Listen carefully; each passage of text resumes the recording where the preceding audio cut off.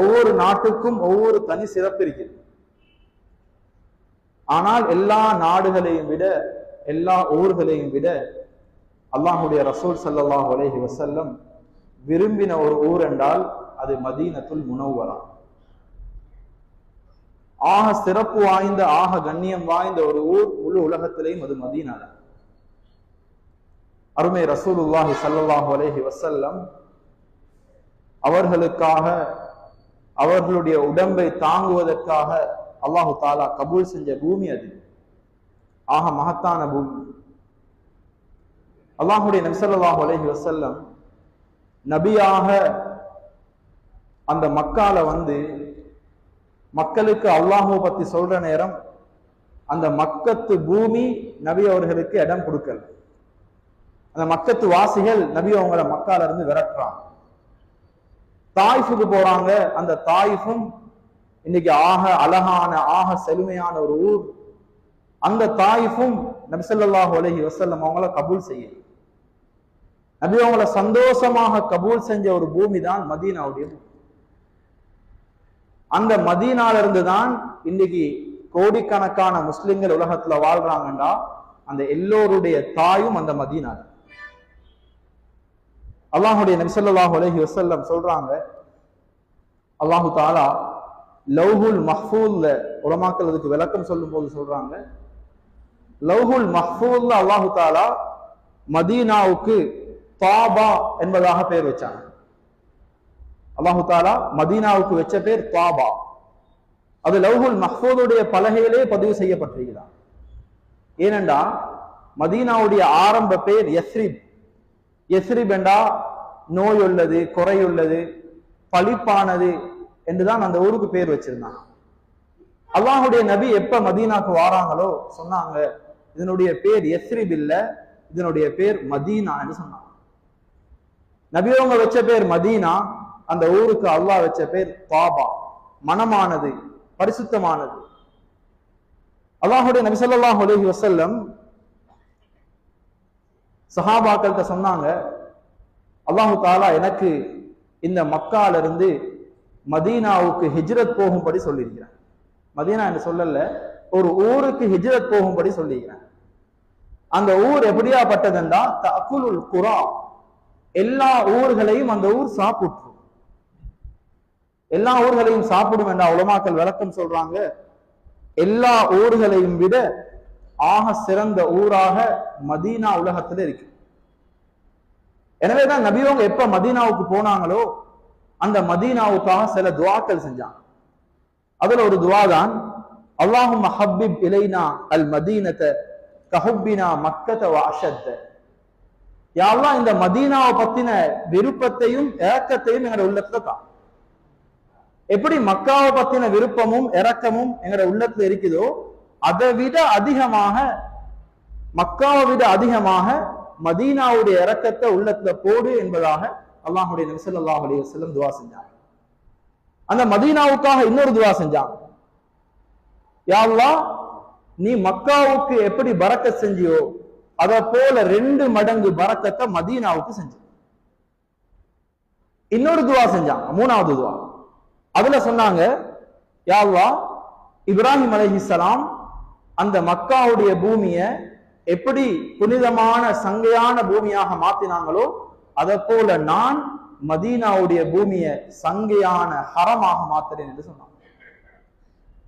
4வது ஒரு துஆ அல்லாஹ்வுடைய நபி ஸல்லல்லாஹு அலைஹி வஸல்லம் மதீனாவுக்கு செய்றாங்க. அது என்ன துஆண்டா, அந்த மதீனாவுடைய மக்கள் அவங்களோட பழங்கள் முதல் கனி வார நேரம் அத முதலாவது கனியை அல்லாஹுடைய நபிக்கு முன்னால கொண்டு வருவான். கொண்டு வந்தா அந்த கனியை வச்சுட்டு அல்லாஹுடைய நபி ஸல்லல்லாஹு அலைஹி வஸல்லம் துஆ செய்வாங்களாம், அல்லாஹும்ம பாரிக் லனா ஃபீ ஸமரினா வ பாரிக் லனா ஃபீ மதீனத்தினா வ பாரிக் லனா ஃபீ முத்தினா வ பாரிக் லனா ஃபீ சாயினா என்று துஆ செய்வாங்க. இது ஒரு வித்தியாசமான ஒரு துஆ. யா அல்லாஹ், இந்த மதீனாவுடைய பழங்கள்ல நீ பரக்கத் செய், இந்த மதீனாவுக்கு பரக்கத் செய். அதே போல இன்னைக்கு நாங்க கிலோகிராம் என்று பாவைப்போம் நிர்வகிக்கு, அந்த காலத்துல முத்து சா என்று சொல்லுவாங்க. அந்த மதீனாவுடைய முத்திலையும் மதீனாவுடைய சாலையும் நீ பரக்கத் செய்வாயாக என்று அல்லாஹ்வுடைய நபி ஸல்லல்லாஹு அலைஹி வஸல்லம் அந்த மதீனாவுக்காக துஆ செஞ்சாங்க.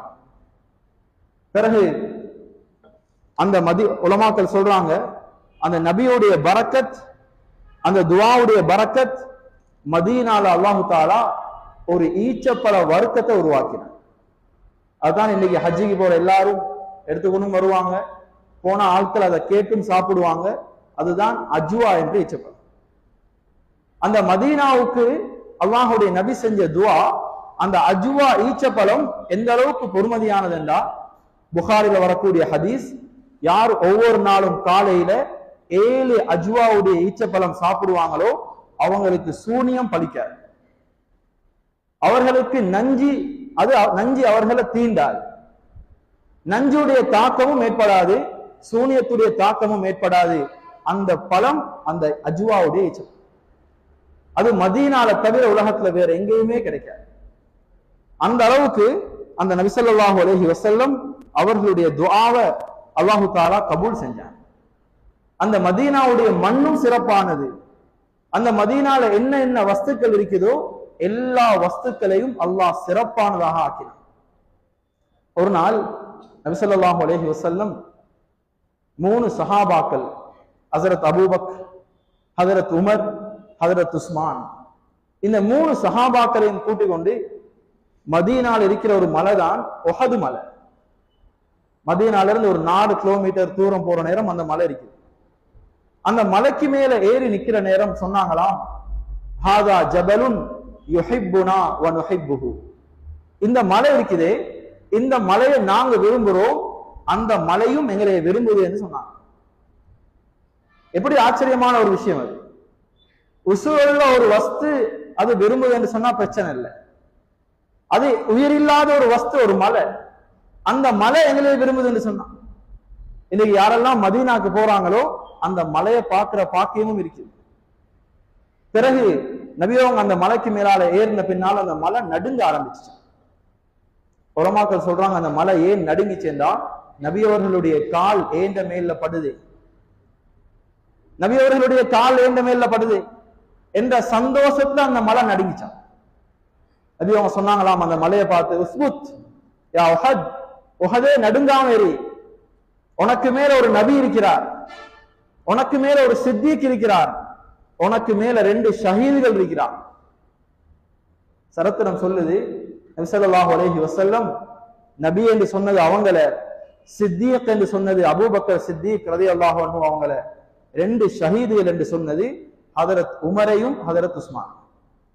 அந்த 2 பேரும் கொலை செய்யப்பட்டான், ஷஹீதாக ஆக்கப்பட்டான்.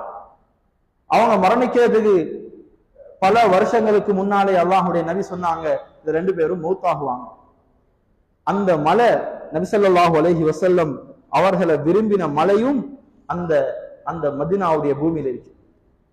பிறகு சொன்னாங்க, அந்த மதீனாவுடைய சிறப்பை சொல்ற நேரம், இந்த மதீனால யாராவது குழப்பங்களை உண்டாக்கினாங்கண்டா, இங்க ஃபித்னாக்களை யாராவது உருவாக்கினா, அல்லாஹும் அல்லாஹுடைய மலக்குமாரும் எல்லா மக்களுடைய பதுவாவும் அவங்களுக்கு வந்து சேரும். வேற எந்த ஊருக்கும் இந்த ஒரு சிறப்பை சொல்லல, மக்காவுக்கு கூட இந்த சிறப்பை சொல்லல. மதீனால யாராவது குழப்பங்கள் ஏற்படுத்தினால் முழு மலக்குமார்கள், முழு மனிதர்கள் எல்லோருடைய பதுவாவும் அந்த குழப்பக்காரனுக்கு ஏற்படும் என்று சொன்னான். மேலான சகோதரர்களே, இந்த மதீனாவுடைய பூமிக்கு அந்த சிறப்புண்டா, அந்த பூமிக்கு மேல வாழ்ந்த மனிதர்களுக்கு எவ்வளவு சிறப்பு.